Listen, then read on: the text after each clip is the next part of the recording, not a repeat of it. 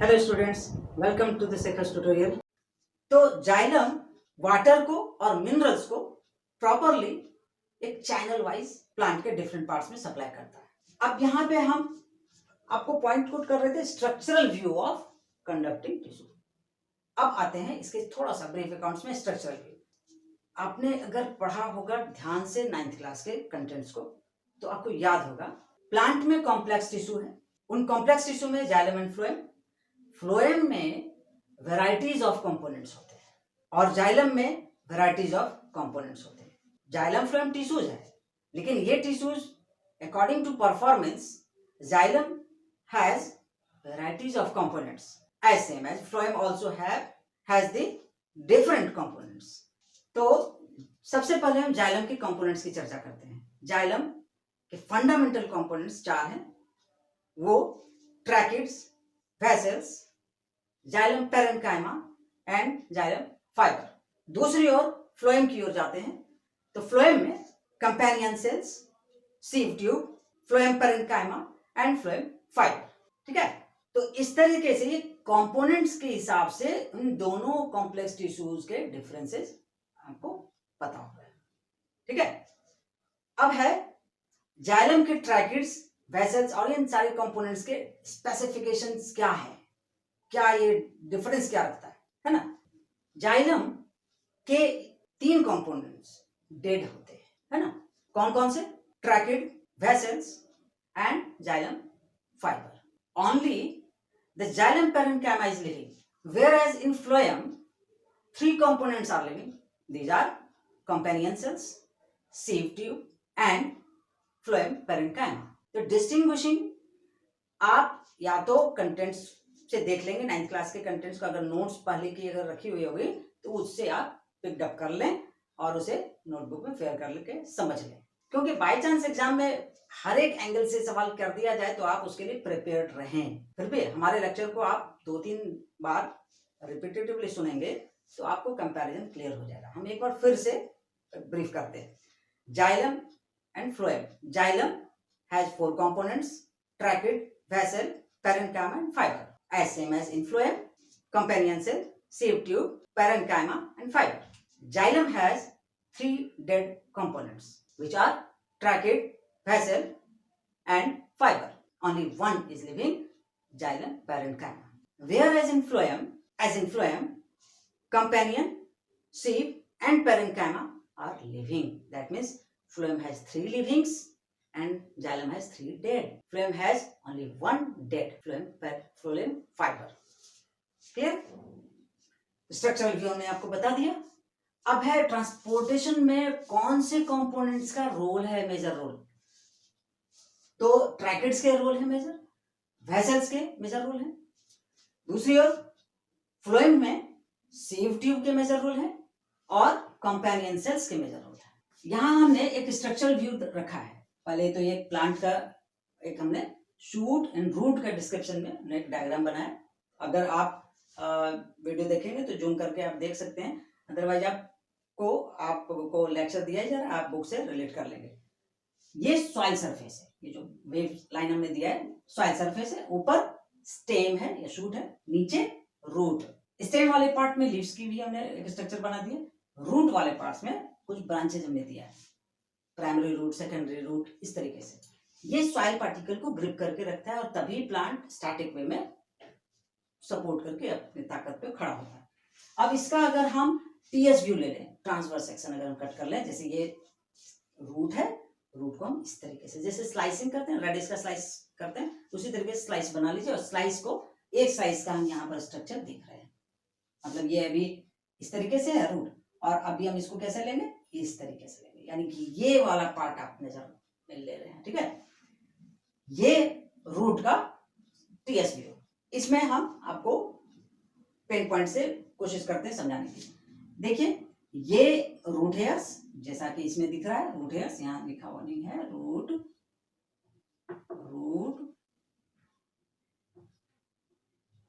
Hairs. ठीक है, internal फिर जाएंगे तो एपिडर्मिस कोटिंग लेयर हो जाता है, फिर इंटरनल कॉर्टेक्स लेयर हो जाता है, और अंदर देखिए एंडोडर्मिस लिखा नहीं गया है, एंडोडर्मिस, ये जो सेकेंडरी लेयर नीचे दिख रहा है ना लेयर, ये है एंडोडर्मिस। एंडोडर्मिस, ये एंडोडर्मिस, इस एंडोडर्मिस के अंदर आप देखिए स्टार जैसा स्ट्रक्चर है, आप रेडिस में भी देख सकते हैं, आप करके देख लीजिएगा स्टार जैसा स्ट्रक्चर। ये स्टार लाइक स्ट्रक्चर जो सेल्स का अरेंजमेंट है ये जाइलम है, और जो ब्लॉक बच गया है ये स्टार के बीच में जो ब्लॉक है वो वहां फ्लोएम अरेंज रहता है। मोनोकोट डाइकोट के हिसाब से डिफरेंट स्ट्रक्चर होते हैं इसके, अभी उस टॉपिक पे हमको जाना नहीं है, तो इसको कंटिन्यू फिर करते हैं। ये आपका स्ट्रक्चर क्लियर हो गया, यानी ये आपका टॉपिक कंप्लीट। ठीक है, दो टॉपिक कंप्लीट। अब आते हैं movement of materials from soil to root. Soil आपको मालूम है प्लांट हेल्दी तभी रहता है जब सॉइल के पार्टिकल्स फ्री होते हैं, लूज होना चाहिए। कल्टीवेशन में आपको ये नॉलेज होगा, प्लगिंग करते हैं, टिलिंग करते हैं, सॉइल के पार्टिकल्स को फ्री करना होता है। क्यों? एयर का डिफ्यूजन हो, उसमें एयर उसमें जाए, है ना, एटमॉस्फेरिक ऑक्सीजन या इंटरनली नाइट्रोजन और भी वो पार्टिकल्स को फ्री करता हो, रखता हो। और सॉइल में चूंकि ह्यूमस है, इनऑर्गेनिक मटेरियल्स है ना, वाटर के साथ वो डिसॉल्व करके, है ना, पेस्ट जैसा स्ट्रक्चर तैयार कर लेता है। अब ये रूट उसको एब्जॉर्ब करता है ना, तो रूट किस तरह एब्जॉर्ब करेगा? जैसे आप गमले में पौधा लगा हुआ है, सॉइल पार्टिकल्स फ्री है, स्टैटिक खड़ा है प्लांट ग्रिप करके, लेकिन पार्टिकल्स इंटरनली लूज होना चाहिए, क्योंकि गैसियस डिफ्यूजन भी कंपलसरी है ना। तो वो डिफ्यूजन मैकेनिज्म से सॉइल के इंटरनली जो भी आयंस है, मिनरल्स है, वो वाटर में डिजॉल्व होते हुए रूट के कंसल्ट में आता है, वाटर वो संपर्क में आता है डिफ्यूजन मैकेनिज्म से। ठीक है, अब ये डिफ्यूजन मैकेनिज्म से रूट के वॉल के पास कंसल्ट करता है, ठीक है ना। यहां अब जैसे वो आता है तो यहाँ पर आयनिक एक्शन स्टार्ट हो जाता है, सॉइल के इंटरनली जो भी मिनरल्स है, पार्टिकल्स है, वहां पर वो आयनिक एक्शन शुरू करता है। रूट हेयर के सेल्स के सेल मेम्ब्रेन में एक आयनिक एक्शन शुरू हो जाता है। अब ये इस आयनिक एक्शन की वजह से वहां पर एक स्पेसिफिक ट्रांसपोर्टेशन प्रोसेस होता है जिसको हम लोग एक्टिव ट्रांसपोर्टेशन कहते हैं। देखिए, ठीक है, movement of materials from soil to root clear हो गया। डिफ्यूजन से वो मिनरल्स डिसॉल्व फॉर्म में, वाटर डिसॉल्व फॉर्म में रूट के पास पहुंच गया। अब रूट का काम क्या है? सक करना, उसको एब्जॉर्ब करना। एब्जॉर्ब करने का क्या प्रोसेस बोलेगा? Active transportation. क्या है active transportation? To receive the ions, minerals ions by the action of charge and through the membrane, cell membrane. It totally depends on the concentration. तो कंसंट्रेशन के behalf में वो एक्सेप्ट करता है, receive करता है। कल हमने पढ़ा था डिफ्यूजन क्या है, हायर टू लोअर। ऑब्वियसली जहां कंसंट्रेटेड मटेरियल होगा तो क्या होगा? हायर टू मूव करेगा लोअर रीजन की, यहाँ पे, है ना। तो अब ये डिफ्यूजन से रूट के पास पहुंच गया। अब रूट वॉल उसको रिसीव करेगा और वो धीरे धीरे मटेरियल ऑन वाटर वो एंटर कर जाता है। अब तो वो इंटरनली ये सेल्स के ब्लॉक में पहुंच गया। ये रूट वॉल है ना, हेयर वॉल है, यहाँ पे रूट हेयर वॉल से एंटर करते हुए रूट के अंदर गया और सेल्स के अंदर धीरे धीरे धीरे धीरे एब्जॉर्ब होता हुआ कहाँ पहुंचा? एंडोडर्मिस के पास। इंटरनली क्या है? जाइलम एंड फ्लोएम, है ना। ये सेल्स, इस सेल्स के अंदर कैसा ट्रांसपोर्टेशन हो रहा है? इस सेल्स के अंदर कैसा हो रहा है? एक्टिव ट्रांसपोर्टेशन हो रहा है। क्लियर? आयनिक एक्शन सेल्स के, दो सेल्स के बीच का, तो वो आयनिक एक्शन होते हुए अब वो जाइलम के पार्ट में पहुंचा दिया जाता है। अब यहां से स्टार्ट होता है जाइलम का वर्क, है ना। क्या करेगा ये? तो ये हम पॉइंट यहाँ पर क्लियर कर दें, आपको ये टिक कर दें, ये हो गया क्लियर, ये हो गया क्लियर। अब accent of sap, accent of SAP क्या होगा? देखिए, उससे पहले प्लांट में ये एब्जॉर्प्शन भी चल रहा है, उसी वक्त फोटोसिंथेसिस भी हो रहा है, रेस्पिरेशन भी हो रहा होगा। तो वहां पर एक प्रोसेस होता है लीफ के थ्रू, ट्रांसपीरेशन। पढ़ा होगा 7 में आपने। ट्रांसपीरेशन क्या है? Loss of water vapour through the stomata, loss of water vapour in the form of vapour through stomata of the leaf, है ना। तो हमने एक कटिंग सेक्शन हमने दिया है यहाँ पर लीफ का, है ना। अब कैंडिडेट आपको डिटेल्स में जानी है कि लीफ के बिटवीन जो अपर एपिडर्मिस और लोअर एपिडर्मिस एक लीफ है, लीफ का ऊपरी हिस्सा और निचला हिस्सा दोनों के बीच सेल्स होते हैं। उन सेल्स को कैटेगराइज किया गया है, एलोंगेटेड सेल्स दिख रहा होगा है ना। सॉरी थोड़ा बोर्ड छोटा है हमारे पास, वो डायग्राम क्लियर नहीं बन पा रहा है, लेकिन कोशिश हमने की है कि वो क्लियर हो जाए। तो वो एलोंगेटेड सेल्स क्या है, पैलिसेड पैरेन्काइमा, और यहाँ पर एक सर्कुलर शेप में सेल्स दिख रहा है ना, वो है स्पंजी पैरेन्काइमा। हमने लिखा नहीं है, इसकी जरूरत नहीं थी, इसलिए स्पंजी पैरेन्काइमा। और देखिए लीफ का ये अपर एपिडर्मिस, लोअर एपिडर्मिस, यहाँ स्टोमाटा। अब ये क्या दिख रहा है भाई, ये जाइलम का ही सेक्शन दिख रहा है, जाइलम का ही सेक्शन दिख रहा है, ठीक है। यहाँ पे जाइलम का जो सेक्शन दिख रहा है, ये यहाँ पे क्या हो रहा है कि जो मिनरल एब्जॉर्ब हो रहा है ना, ठीक है, वो सबसे पहले वाटर को एब्जॉर्ब करके ले जाएगा और वन बाय वन मिनरल को भी, है ना। तो वाटर को ले गया, पहले वाटर को ले जाएगा कब, जब कोई पुल अप करने वाला कोई ताकत तो होगा, तो वो पुल अप करने वाला ताकत होता है ट्रांसपीरेशन। लीफ का गार्ड सेल ओपन होता है, ट्रांसपीरेशन प्रोसेस, एक्सेसिव वाटर जो होगा। अच्छा, जो एब्जॉर्ब करता है ना रूट, मुश्किल से 1 से 2% वाटर यूज होता है वो प्रोसेस में, वो प्लांट यूज करता है, बाकी एक्स्ट्रा वाटर को वो रिलीज कर देता है ट्रांसपीरेशन के समय, है ना।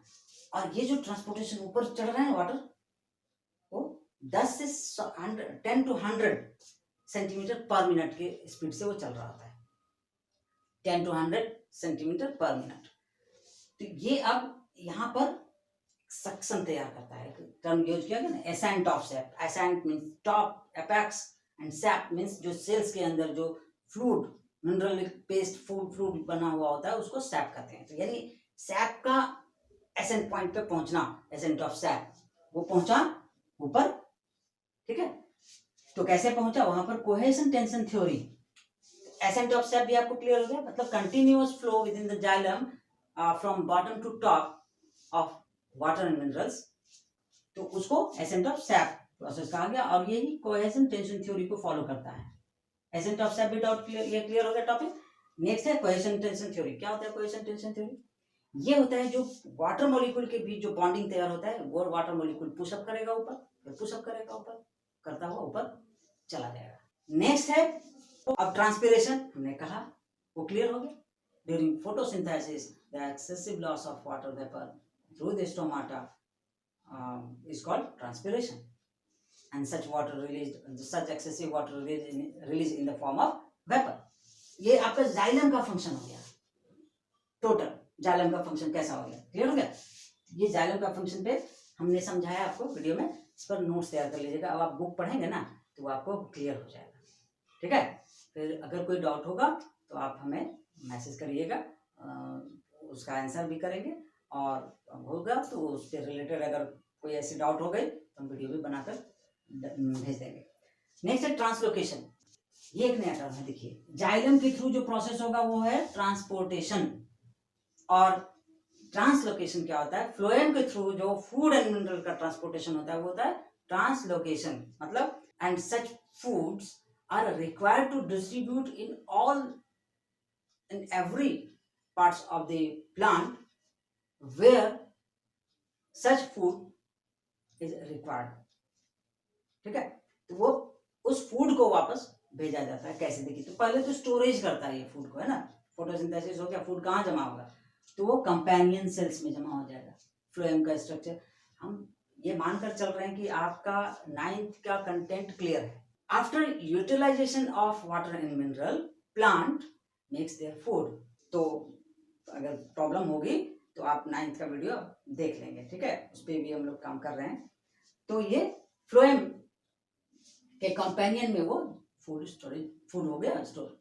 अब ये फिल्टर करते हुए वो जमा हो रहा है और फिर वापस भी सप्लाई कर दिया जा रहा है प्लांट के डिफरेंट पार्ट्स में, ठीक है ना। अब ये क्लियर है, तभी ये लेक्चर आपको प्रॉपरली एकदम इमेजिनेशन से समझ में आ जाएगा, है ना। जाइलम में क्या दिखा आपको, सिर्फ bottom to top unidirectional flow, कल भी हमने बताया था, पिछली वीडियो में हमने बताया था। अब ये क्या है, फ्लोएम अप्स भी है, डाउन भी है, मल्टी रैक्स में है, कहीं भी जहां उसकी जरूरत होगी फूड की वो हर एक सेल्स में वापस भेज देगा। इस मेथड को हम लोग ट्रांसलोकेशन कहते हैं। तो आई थिंक ये आपको कंसेप्ट क्लियर हो गया होगा, ट्रांसपोर्टेशन इन प्लांट। ये मैकेनिज्म था, और इस मैकेनिज्म के टॉपिक को देखिए यहाँ, इस मैकेनिज्म के टॉपिक को आप ठीक से आप रिपीटेटिवली सुनिएगा 2-3 बार, आपको इमेजिनेशन से आपको समझ में भी आ जाएगा। थोड़ा सा पिछले क्लास के कंटेंट को रिपीट करने की भी जरूरत है इसमें, हाँ, लेकिन ओवरऑल आपको कुछ टेक्निकली इसको समझ में आ गया होगा आप लोगों को। अब आप इस पे बुक की मदद से फॉलो तो एनसीईआरटी ही करिएगा, और किसी हेल्प बुक से उसका एक नोट्स तैयार कर लीजिएगा, transportation in plant, separately notes बनाइएगा जाइलम का और फ्लोएम का। ठीक है, आई होप ये वीडियो आपको ठीक लगा होगा, और अगर ये वीडियो ठीक लगा तो आप इसे शेयर भी कर दें, लोगों को और फायदा हो जाए, है ना, और भी आपके फ्रेंड्स को फायदा हो जाए, और कुछ कमेंट्स भी कर दें जो भी आपको लगता हो। इसके बाद आप इसको सब्सक्राइब अगर कर चुके हैं तो ठीक है, नहीं सब्सक्राइब भी कर ही लीजिए और शेयर कर लीजिए। ठीक है, तो आज के वीडियो में इतना ही। हम लोग नेक्स्ट वीडियो में मिलेंगे नए टॉपिक के साथ, और तब तक आप सेफली आप पढ़िए और नोट्स तैयार करके इसको याद करते चले जाइए। ठीक है, ओके, बाय।